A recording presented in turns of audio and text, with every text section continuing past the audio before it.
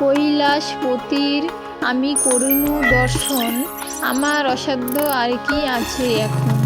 অতঃপর সেই পরমাত্মা মহেশ্বরে প্রণমিয়া স্তব কহিলেন ভক্তি ভরে, হে দেব শঙ্কর, তুমি পুরুষ প্রকৃতি, নির্গুণ স্বরূপ তুমি জানাই প্রণতি। তুমি বিষ্ণু আর ব্রহ্মা স্বরূপ যে হও, এক্ষণে আমার ভক্তি নমস্কার লও। ব্রহ্মা ও বিষ্ণুর তুমি সদা পূজ্য হও, তুমি ভক্তগণের সংশয়চ্ছেদী হও। তুমি প্রাপ্য ও ব্যাপক, তুমি পরমাত্মা, তুমি রুদ্র, কেবা জানে তোমার মহিমা। সমুদয় বীজাক্ষর স্বরূপ যে তুমি, তব পাদপদ্মে আমি নিরন্তর নমি। তুমি গুণ স্বরূপ, তোমায় নমস্কার, আমায় নিষ্পাপ প্রভু করুন এবার। এরূপে শিবের স্তব করি ভক্তি ভরে, মহর্ষি গৌতম দাঁড়ালেন কর জোরে। তখন ভবানীপতি কহে তার প্রতি, হে মহর্ষি, তুমি ধন্য হও মহামতি। কর্তব্য কার্যই তুমি করেছ নিশ্চয়, নিষ্পাপ তোমার দেহ সকল সময়। কেবল স্ত্রী পরায়ণ এই ঋষিগণ, তোমায় ছলনা করে করহ শ্রবণ। তুমি এত পবিত্র যে দেখিলে তোমাকে, অবশ্যই নিষ্পাপ হইবে সর্বলোকে।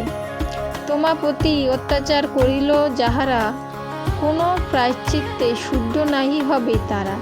কোনো পাপের লেশ তোমা যদি রয়, আমার দর্শনে তাহা ভস্মীভূত হয়। পরে ঋষিদের দুষ্টু ব্যবহার যত ঋষির নিকটে কহিলেন যথাযথ। তাহা শুনি অতীব বিস্মিত ঋষিবর কহিলেন, হে মহেশ জগতীশ্বর, তাহারা করেন মম বহু উপকার, নতুবা না পেতাম দর্শন আপনার। তাহারাই ধন্য তাহাদিগের কৃপায়, এই শুভ লাভ আমি করিনু ফেলায়।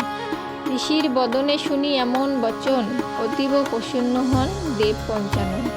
পুনরায় কহিলেন, হে মহর্ষি বর, তুমি ধন্য চাও এবে মনমত বর।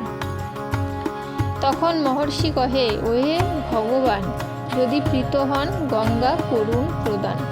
ইহা কহি শঙ্করের পাদপদ্ম ধরি, নমস্কার করিলেন অতি ভক্তি করি।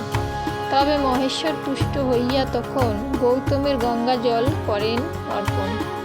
সেই কালে সেই জল নারী রূপ ধরে, মহর্ষি তাহার স্তব করে ভক্তি ভরে। কহেন, হে গঙ্গে, তুমি ধন্য সুনিশ্চিত, তুমি করিলে এই জগৎ পবিত্র। নরকে পতিত এই পাপীকে এক্ষণে, অবশ্য উদ্ধার করিবেন নিজ গুণে। জীবের কল্যাণদাতা শঙ্কর মহেশ, সেই কালে গঙ্গা প্রতি করেন আদেশ। ওই গঙ্গে মম আজ্ঞা পালিবে নিশ্চিত, এই ঋষিবরে তুমি করহ পবিত্র। শঙ্কর ও গৌতমের এমন বচনে, সরিদ্বার গঙ্গাদেবী কহে সেইক্ষণে, ঋষিকে সপরিবারে পবিত্র করিব, কিন্তু পরে মহেশ্বরে বিলীন হইব। তাহার বচন শুনি কহে পঞ্চানন, দেবী তুমি সর্বলোক উদ্ধার কারণ। এই স্থানে অবস্থান কর নিরন্তর, হে দেবী বচন মম সদা রক্ষা কর। তখন মহর্ষি প্রতি গঙ্গা দেবী কয়, আমার মাহাত্ম্য যদি সর্বাধিক হয়, যদি হেতা পার্বতী ও হর ভগবান প্রমোদগণের শনে করে অবস্থান, তাহলে এখানে আমি রহিতে যে পারি, অন্যথায় প্রস্থান করিব তরা করি। কিন্তু দুষ্টু ঋষিগণে করিতে পবিত্র, সত্য করে কহি আমি না হব সমর্থ। দর্শন না করিব তাদের বদন, দেবীর বচনে প্রীত হন পঞ্চানন। দেবগণ ও পুরাণ ঋষিবর্গ যত, পুষ্করাদি তীর্থসহ কাশী পুণ্য ক্ষেত্র। সেই স্থানে উপস্থিত হইয়া তখন, উচ্চরবে জয় শব্দ করে উচ্চারণ।